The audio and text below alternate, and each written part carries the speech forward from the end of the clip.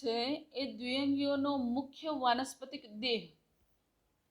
અહીંયા દ્વિઅંગી છે, બે અંગો છે, એમનો જે વાનસ્પતિક દેહ, એટલે જો લીવરવટ હોય તો સુકાય રચના, અને જો મોઝિસ હોય તો સીધી ટટ્ટાર રચના. બરાબર, અહીંયા એ વાત થાય છે. તો દ્વિઅંગીઓનો જે મુખ્ય વાનસ્પતિક દેહ છે એ હેપ્લોઇડ છે, એકકીય છે. બરાબર, અને એકકીય ક્યારે હોય કે જ્યારે એ જન્યુઓ ઉત્પન્ન કરતા હોય ત્યારે. તો દ્વિઅંગીઓનો મુખ્ય વાનસ્પતિક દેહ એકકીય છે. તમે અહીંયા આકૃતિની અંદર જુઓ કે આ જે પથરાયેલી જે રચના છે એ હેપ્લોઇડ પ્રકારની છે. હેપ્લોઇડ એટલે એન પ્રકારની રચના છે. સામાન્યતઃ આપણે જાણીએ છીએ કે 2n પ્રકારના વનસ્પતિક દેહનું નિર્માણ થયેલું હોય, પણ દ્વિઅંગીઓની અંદર આ જે સુકાય રચના છે એ સુકાય રચનાની અંદર હેપ્લોઇડ પ્રકારની સુકાય રચના જોવા મળે છે. એકકીય રચના છે, અને એકકીય રચના એ જન્યુઓ નિર્માણ કરતી અવસ્થા છે, અને એટલે આપણે એને જન્યુજનક અવસ્થા કહીએ છીએ. એટલે આ વાત ઉપરથી આપણે સમજી શકીએ છીએ કે દ્વિઅંગી વનસ્પતિઓનો મુખ્ય વાનસ્પતિક દેહ જન્યુજનક અવસ્થાનું નિરૂપણ કરે છે, જન્યુજનક અવસ્થા દર્શાવે છે. ક્લિયર? સમજી ગયા હશો? અહીંયા એક વાત ખાસ ધ્યાન રાખવાની કે દ્વિઅંગીઓની જે જન્યુજનક અવસ્થા છે એ સુકાય રચના છે, લીલા રંગની રચના છે, એટલે પ્રકાશ સંશ્લેષણની ક્રિયા કરી શકે છે, સ્વયંપોષી છે અને મુખ્ય છે. આ બાબત ધ્યાન રાખજો કે દ્વિઅંગીઓની વાનસ્પતિક દેહ રચના જન્યુજનક અવસ્થા મુખ્ય છે કે જે સ્વયંપોષી છે. આ લક્ષણ યાદ રાખશો. હવે એની બાજુની આકૃતિની અંદર તમને બ્રાયોફાઇટ્સના જે એટલે કે દ્વિઅંગી વનસ્પતિની જે સુકાય રચના છે એ સુકાય રચના ઉપર જન્યુઓનું નિર્માણ થાય છે. એટલે તમે અહીંયા જે રચના જોવો છો કે ઉપરની તરફ જોવા મળતી આવી રચનાઓ જે છે, બરાબર, એને ગેમેટોફાઇટ્સ કહેવાય છે, કે જે જન્યુઓનું નિર્માણ કરતી અવસ્થા છે, જેને જન્યુજનક અવસ્થા આપણે એટલા જ માટે કીધું છે. તો આ જે સુકાય અને એ સુકાયની નીચેની તરફ નાના નાના મૂલાંગો છે. એટલે અહીંયા તમે આકૃતિમાં કદાચ અગાઉની આકૃતિમાં તમને ન દેખાયું હોય તો અહીંયા તમે ખાસ જોઈ શકો છો કે સુકાય રચના એ લીલા રંગની જમીન પર પથરાયેલી લીલા કલરની રચના છે કે જે પ્રકાશ સંશ્લેષણની ક્રિયા કરી શકે છે. અને નીચેની તરફ આવેલા એક કોષીય કે બહુકોષીય, ખાસ ધ્યાન રાખજો, એક કોષીય કે બહુકોષીય મૂળ નથી, મૂલાંગો છે કે જેને આપણે પ્રાથમિક લક્ષણ કહી શકીએ. મૂળ માટેનું પ્રાથમિક લક્ષણ છે. અગાઉની જે વનસ્પતિઓ જોઈ લીલની અંદર આવા મૂલાંગોની રચના જોવા મળતી નહોતી, જ્યારે દ્વિઅંગીની અંદર મૂળ જેવી રચનાનું હવેથી નિર્માણ થયું છે. એટલે સૌથી પહેલું મૂળ જેવી રચના ધરાવતો વનસ્પતિ સમૂહ હોય તો એ દ્વિઅંગી છે, કે જેની અંદર એક કોષી કે બહુકોષીય મૂલાંગોની હાજરી છે. બરાબર, તો આ રચના છે. હવે અહીંયા જે સુકાય છે એની જે સુકાય રચના છે એ સુકાય રચના ઉપર અહીંયા ગેમેટ્સની હાજરી જોવા મળે છે, કે જે ગેમેટ્સમાં પૂજન્યુધાની કે જે પૂજન્યો ઉત્પન્ન કરે છે, અને સ્ત્રીજન્યુધાની કે જેમાં અંડકોષનું નિર્માણ થાય છે, માદાજન્યુ ઉત્પન્ન કરે છે. એવી બંને અવસ્થાઓ એક જ સુકાય પર હોય, આ એક જ સુકાય પર હોય, અથવા બે અલગ અલગ સુકાય પર પણ આવેલી હોય. એટલે એવું ફિક્સ નથી કે જન્યુજનક અવસ્થામાં સ્ત્રીજન્યુધાની અને પૂજન્યુધાની એ એક જ સુકાય ઉપર હોવી જરૂરી નથી. એ એક પર પણ હોઈ શકે અથવા એક કરતા અન્ય સુકાયની અંદર પણ એ હોઈ શકે. જો આમાં પૂજન્યુધાની હોય તો કદાચ આમાં સ્ત્રીજન્યુધાની હશે, અથવા આમાં પૂજન્યુધાની છે તો એમાં ને એમાં સ્ત્રીજન્યુધાની પણ હોઈ શકે. એટલે અહીંયા ખાસ સમજવાનું કે સ્ત્રીજન્યુધાની અને પૂજન્યધાનીની જે રચના છે એ એક જ સુકાય ઉપર હોય અથવા એકથી અન્ય સુકાય ઉપર પણ આપણને આ રચના જોવા મળે છે. બરાબર, એટલે સમજી ગયા હશો કે કઈ રચનાની વાત થાય છે.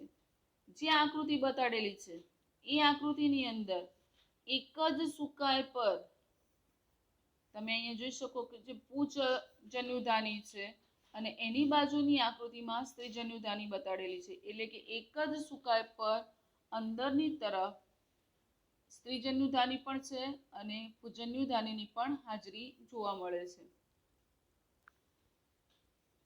હવે દ્વિઅંગીય જે વનસ્પતિઓ છે એ વનસ્પતિઓના લિંગી અંગો એટલે કે પૂજન્યુધાની અને સ્ત્રીજન્યુધાની લિંગી અંગો બહુકોષીય રચના છે.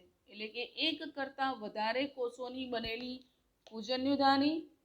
અહીંયા તમે આકૃતિમાં જુઓ છો કે આ જે આકૃતિ બતાડેલી છે એ આકૃતિ એ પૂજન્યુધાનીની છે, જે એક કરતાં વધારે કોષો ધરાવે છે. તમે અહીંયા જોઈ શકો જ્યાં હું ડોટ કરું છું એ એની કોષીય રચનાઓ છે અને આ જે કોષીય રચનાઓ છે એ કોષીય રચનાઓમાં તો દ્વિઅંગી વનસ્પતિની અંદર જે પૂજન્યુધાની છે એ પૂજન્યુધાનીઓ બહુકોષીય રચનાઓ છે કે જે બહુકોષીય રચનામાંથી અહીંયા તમે જે લાલ ડોટેડ ભાગ જુઓ છો કે બહારની તરફ મુક્ત થયેલા ઘણા બધા પૂજન્યો છે અને આ જે પૂજન્યો છે એ ચલપૂજન્યુ કહેવાય છે.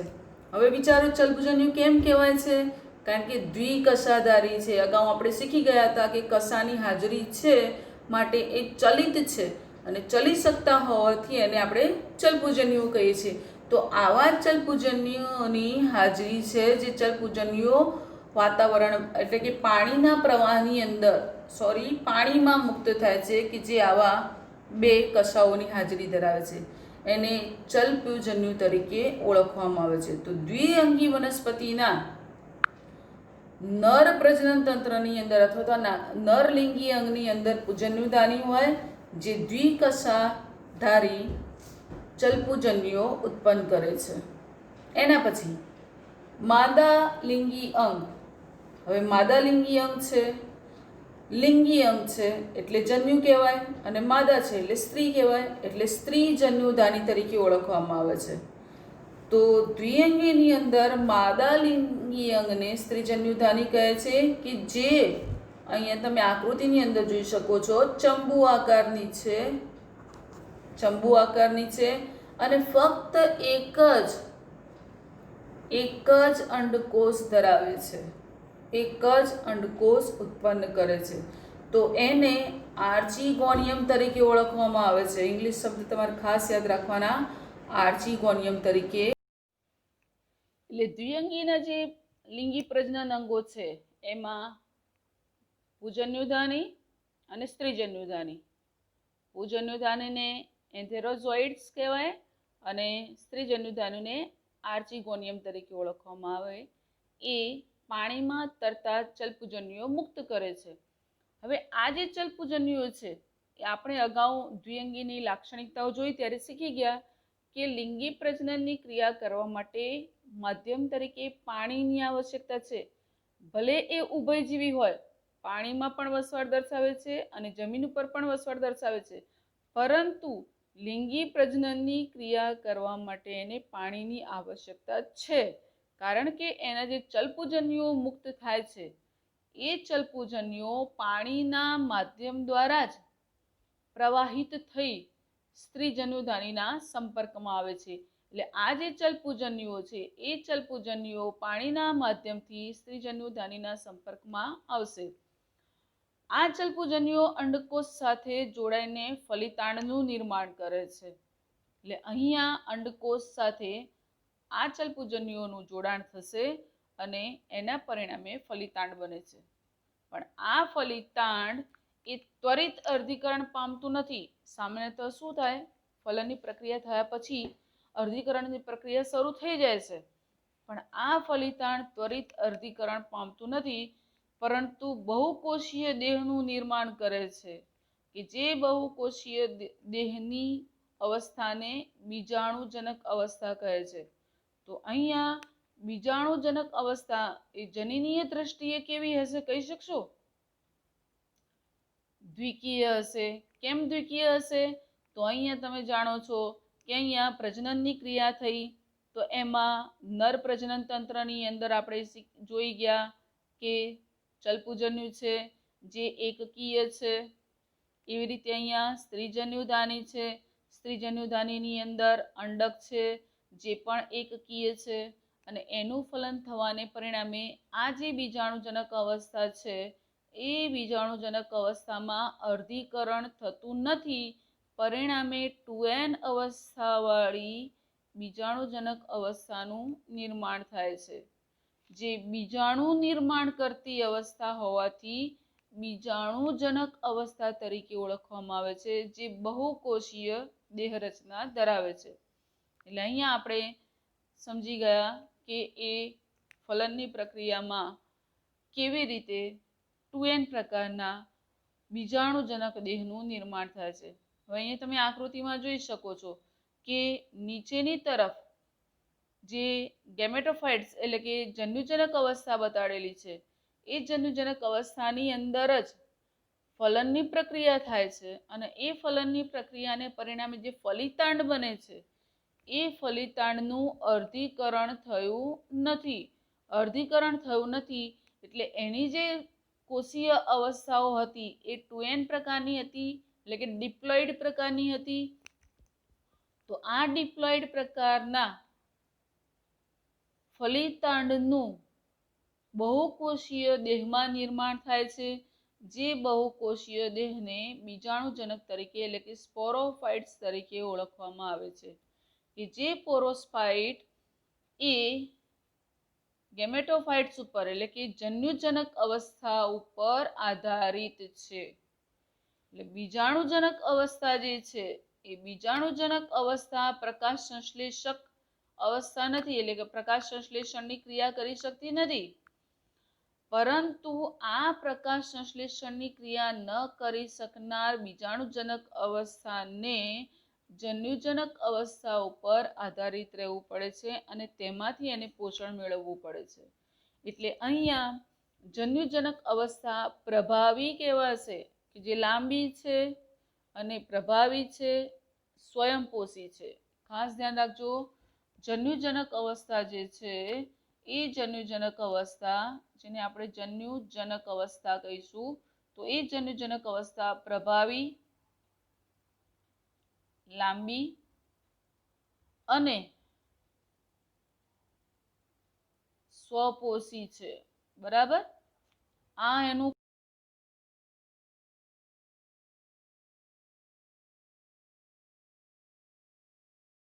છે અને પોષણની દ્રષ્ટિએ સ્વપોષી છે. જ્યારે બીજાણુજનક અવસ્થા જે છે એ બીજાણુજનક અવસ્થા જન્યુજનક અવસ્થા ઉપર આધારિત, ટૂંકી અને પ્રચ્છન્ન છે. આ બંનેની અંદર ભેદ છે. બરાબર? તો દ્વિઅંગીની અંદર જન્યુજનક અવસ્થા પ્રભાવી છે, જ્યારે બીજાણુજનક અવસ્થા ગૌણ છે, પ્રચ્છન્ન છે. એટલે અહીંયા આપણે એ વાતનું ખાસ ધ્યાન રાખીશું. હવે જે બીજાણુજનક અવસ્થા છે, બીજાણુજનક અવસ્થાના કોષો આપણે કયા કે ત્વરિત વિભાજન પામતા નથી, ત્વરિત અર્ધીકરણની પ્રક્રિયા દર્શાવતા નથી અને બહુકોષીય દેહનું નિર્માણ કરે છે, જેને આપણે બીજાણુજનક અવસ્થા કીધી. હવે આ જે બીજાણુજનક કેટલાક કોષો છે કે જે 2n પ્રકારના હતા, યાદ રાખજો, બીજાણુજનક અવસ્થા શબ્દ આવે ત્યારે સમજી જવાનું કે ડિપ્લોઇડ પ્રકારના રંગસૂત્રીય રચનાનો અહીંયા વાત થાય છે.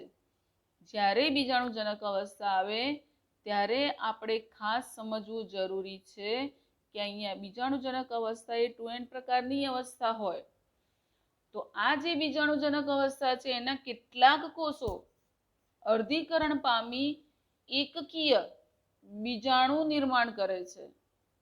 કેટલાક કોષો જ અર્ધીકરણ પામે અને એકકીય બીજાણુ નિર્માણ કરે છે, જે બીજાણુઓ અંકુરિત થઈ ફરીથી જન્યુજનક અવસ્થા ઉત્પન્ન કરે છે. એટલે જન્યુજનક અવસ્થા પણ કેવી હોય છે? હેપ્લોઇડ, એકકીય પ્રકારની. કેમ એકકીય પ્રકારની હોય છે? કારણ કે બીજાણુજનક અવસ્થામાંથી જે બીજાણુઓ નિર્માણ થયા છે એ અર્ધીકરણ પામેલા છે, એટલે 2n અવસ્થામાંથી n અવસ્થા છે, અને એ n અવસ્થા ધરાવતો બીજાણુ જ્યારે અંકુરિત થાય ત્યારે જન્યુજનક ઉત્પન્ન કરે છે, અને એ જન્યુજનક પણ હેપ્લોઇડ પ્રકારનો હશે. તો આ આપણે ખાસ સમજી જવાનું છે. બરાબર, ખ્યાલ આવી ગયો હશે. હવે એમાં પહેલું લીવરવટ વિશે આપણે સમજવાનું છે. તો લીવરવટ સામાન્યતઃ ભેજયુક્ત છાયાપ્રિય નિવાસ સ્થાનોમાં તે નદીના પ્રવાહ, નદી, ઝરણાના કિનારે ભેજ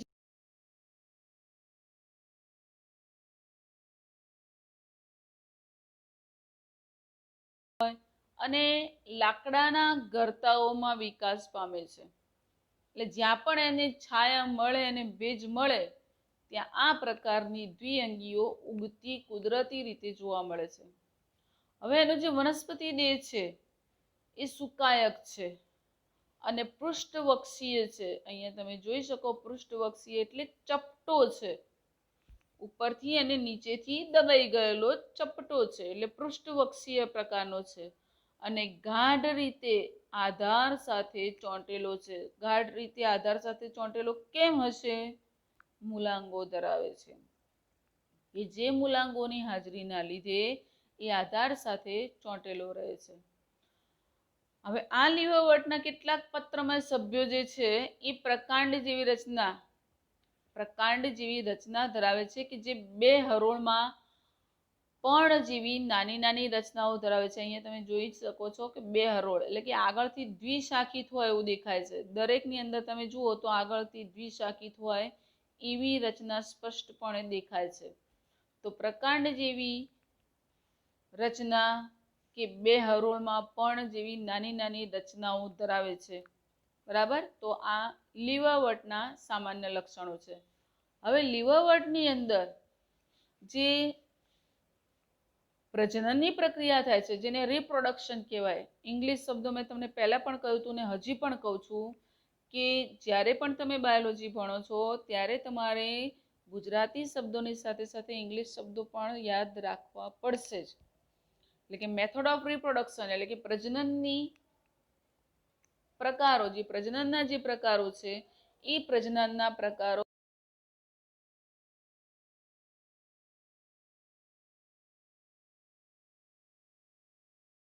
એસેક્સ્યુઅલ અને બીજું છે સેક્સ્યુઅલ, એટલે કે જેને લિંગી પ્રજનન તરીકે આપણે ઓળખીએ છીએ. તો પ્રજનનના બે પ્રકારો છે. એમાં પહેલું જોઈએ એસેક્સ્યુઅલ એટલે કે અલિંગી પ્રજનન. તો અલિંગી પ્રજનનની જે પ્રક્રિયા છે એ પ્રજનનની પ્રક્રિયામાં સુકાય એનું જે વાનસ્પતિક દેહ છે જે જમીન ઉપર પથરાયેલો છે એ પૃષ્ઠવક્ષીય છે, એને આપણે સુકાય રચના કહીશું. બરાબર, તો આ સુકાયના ટુકડા થઈ જાય એટલે કે અવખંડન થાય. બાયોલોજીકલ ભાષામાં કહીએ તો અવખંડન થાય. એના દ્વારા બે ટુકડા અલગ પડે અને બંને ટુકડા સ્વતંત્ર સજીવ તરીકે વર્તે છે, સ્વતંત્ર દેહનું નિર્માણ કરે છે.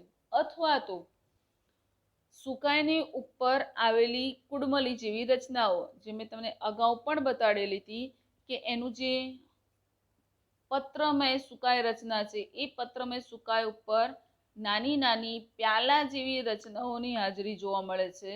નાના નાના બાઉલ્સ હોય એવી, જેને કુડમલી કહેવામાં આવે છે. તો આવી જે કુડમલી છે એ કુડમલી લીલી છે, બહુકોષીય છે અને અલિંગી કલિકાઓ છે. કુડમલી એ શું છે? લીલી, બહુકોષીય, અલિંગી કલિકાઓ છે, જે સુકાય પર સ્થિત કુડમલી પ્યાલાઓ, જેને ગેમાકપ્સ કહેવાય. ઇંગ્લિશમાં આપણે કુડમલી પ્યાલાને ગેમાકપ્સ કહીશું. અને એની અંદર નાની કૂપદાનીઓ, જેને રિસેપ્ટિકલ્સ તરીકે ઓળખવામાં આવે છે, એ વિકસે છે. હવે આ જે કુડમલી છે એ પિતૃદેહથી છૂટી પડે છે, અને પિતૃદેહથી છૂટી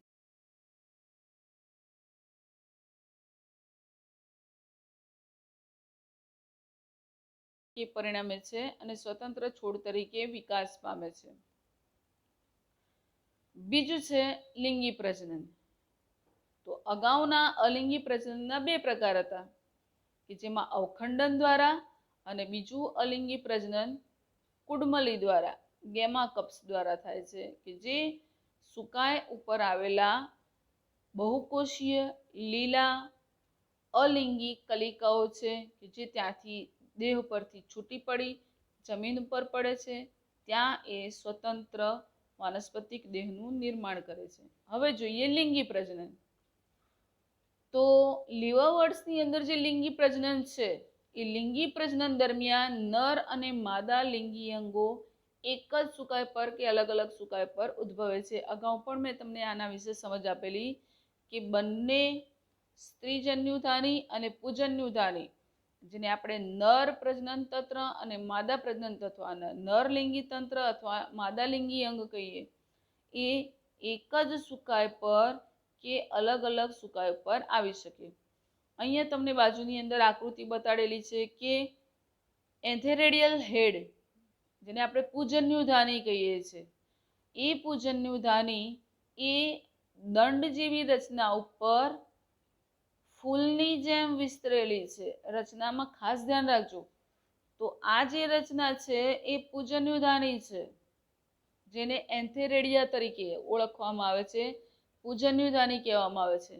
જ્યારે જે આર્ચીગોનિયલ હેડ છે એટલે કે સ્ત્રીજન્યુધાની છે, એ સ્ત્રીજન્યુધાનીની રચનામાં આવી પટ્ટીમય જેવી રચનાઓ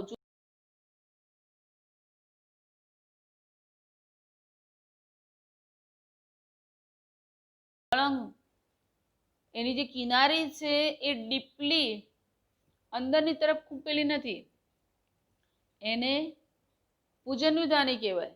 અને સ્ત્રીજન્યુધાની કોને કહેવાય કે જેની કિનારી અંદર સુધી ખંડિત થયેલી છે, એને આપણે સ્ત્રીજન્યુધાની કહીએ છીએ. તો અહીંયા લિંગી પ્રજનન અંગોની રચના જે છે એ બંને પ્રજનન અંગોની રચના બાહ્યાકાર લક્ષણથી પણ આપણે એને અલગ પાડી શકીએ છીએ. હવે જન્યુજનક જે અવસ્થાઓ છે એ જન્યુજનક અવસ્થાઓને માદા જન્યુજનક અવસ્થા અને નર જન્યુજનક અવસ્થા કહેવાય. અહીંયા મેં અગાઉ પણ તમને એની સમજ આપી દીધેલી, છતાં અહીંયા ફરીથી આકૃતિમાં તમે એને સમજશો કે આ જે છે એ મેલ ગેમેટોફાઇટ્સ છે, જેને આપણે પૂજન્યુધાની કહીએ છીએ, અને એની રચના તમે સ્પષ્ટ રીતે જોઈ શકો છો કે છત્રી જેવી છે. અને અહીંયા ફિમેલ ગેમેટોફાઇટ્સ છે કે જેની અંદર તમે રચના જોઈ શકો છો કે એની ખાંચ જે છે એ ખાંચ અંદરની તરફ સુધી ખૂંપેલી છે. બરાબર? તો બાહ્યાકાર લક્ષણથી પણ તમે એને સ્પષ્ટ રીતે અલગ પાડી શકશો. અને અલિંગી પ્રજનન માટે તમને ગેમા કપ્સ કુડમલીની વાત કરી હતી. તો આ આકૃતિની અંદર તમે અંદર કુડમલી પણ જોઈ શકો છો. બરાબર? જેને કુડમલીઓ તરીકે ગેમા કપ્સ કહેવાય છે. હવે આ જે કુડમલી છે ત્યાંથી છૂટી પડી જમીન ઉપર પડે અને ત્યાં નવા દેહનું એ નિર્માણ કરે છે. તો આ અલિંગી પ્રજનન દર્શાવતી કુડમલીઓ છે, અને લિંગી પ્રજનન દર્શાવતા મેલ ગેમેટોફાઇટ્સ અને ફિમેલ ગેમેટોફાઇટ્સ અહીંયા તમે જોઈ શકો છો. બરાબર? તો આકૃતિની અંદર તમે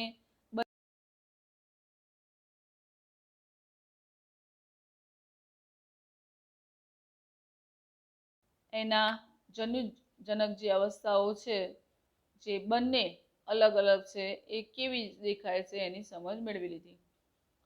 હવે અહીંયા સ્ત્રીજન્યુધાની અને પૂજન્યુધાની માં કેટલીક વિશિષ્ટ રચનાઓ છે. જે સુકાય ઉપર વિશિષ્ટ રચનાઓ છે એ સુકાય રચના મેં તમને આકૃતિ દોરીને બતાવી હતી કે પૂજન્યુધાનીની અંદર આવી તરંગિત દિવાલવાળી પૂજન્યુધાની હતી, અને એની જે આ તરંગિત કિનારી છે એમાં આ પ્રકારની રચના જોવા મળે છે કે જેની અંદર ખાંચોમાં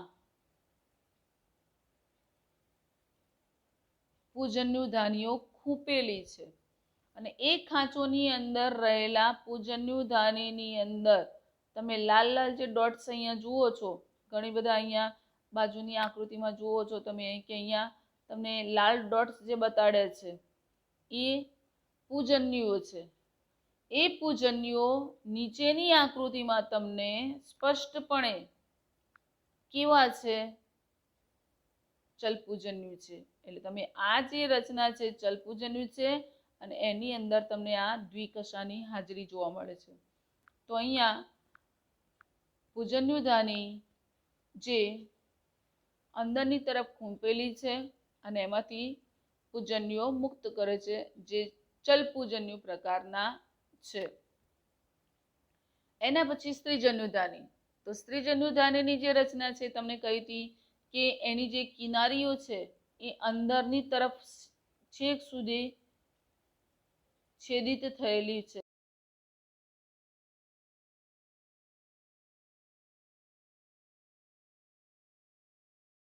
અને આ સ્ત્રીજન્યુધાનીની રચનામાં તમે જોઈ શકો છો કે અંદર આ રીતે અંડકોષ આવેલો છે કે જે ખૂંપેલો છે અને નીચેની તરફ એનો મુખનો ભાગ છે કે જ્યાંથી ચલપૂજન્યુ એમાં દાખલ થઈ ફલનની પ્રક્રિયા દર્શાવે છે.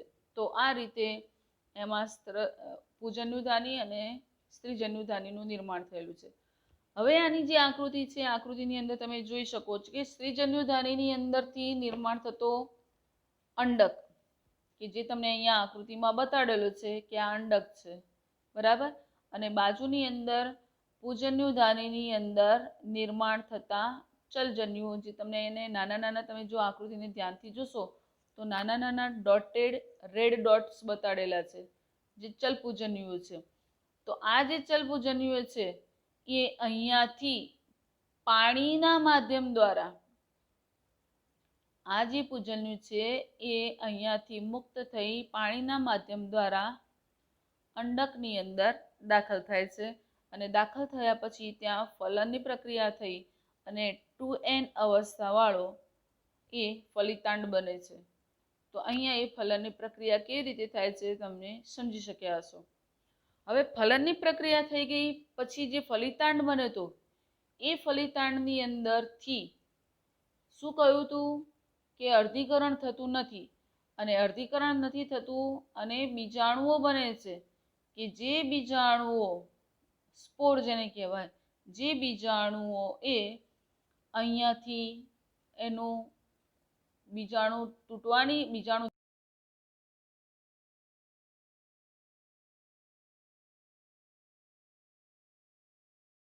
છે અને જમીન ઉપર પડ્યા પછી એ ત્યાં અંકુરિત થઈ આગળની તરફ સુકાય રચના અને નીચેની તરફ મૂલાંગોની રચના ધરાવે છે.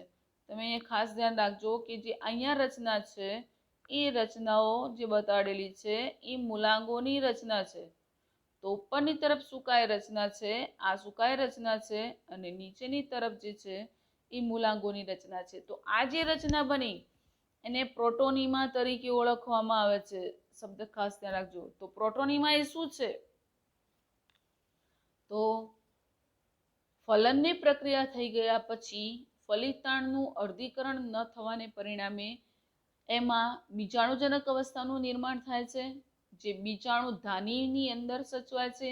બીજાણુધાનીમાંથી બીજાણુઓ મુક્ત થાય છે, જે બીજાણુ અંકુરણ પામે છે અને અંકુરણ પામ્યા પછી એ બીજાણુઓમાંથી સુકાય રચના અને મૂલાંગોનું નિર્માણ થાય છે કે જેને પ્રોટોનીમા તરીકે ઓળખવામાં આવે છે. તો અહીંયા તમે સમજી શક્યા હશો કે આ જે પ્રક્રિયા છે કેવી રીતે થાય છે, પ્રોટોનીમા એ શું છે, બરાબર. એના પછી અહીંયા બંને રચના બતાડેલી છે કે પ્રોટોનીમા જે બને છે એ પ્રોટોનીમા એ લીફી સ્ટ્રક્ચર છે, લીફી લીવર વર્ડ છે કે જે પર્ણમય રચનાઓ ધરાવે છે. તમે આકૃતિમાં અહીંયા જોઈ શકો છો કે પર્ણમય રચનાઓની હાજરી જોવા મળે છે. એને આપણે લીફી સ્ટ્રક્ચર કહીએ છીએ. તો આ પ્રકારની રચનાનું નિર્માણ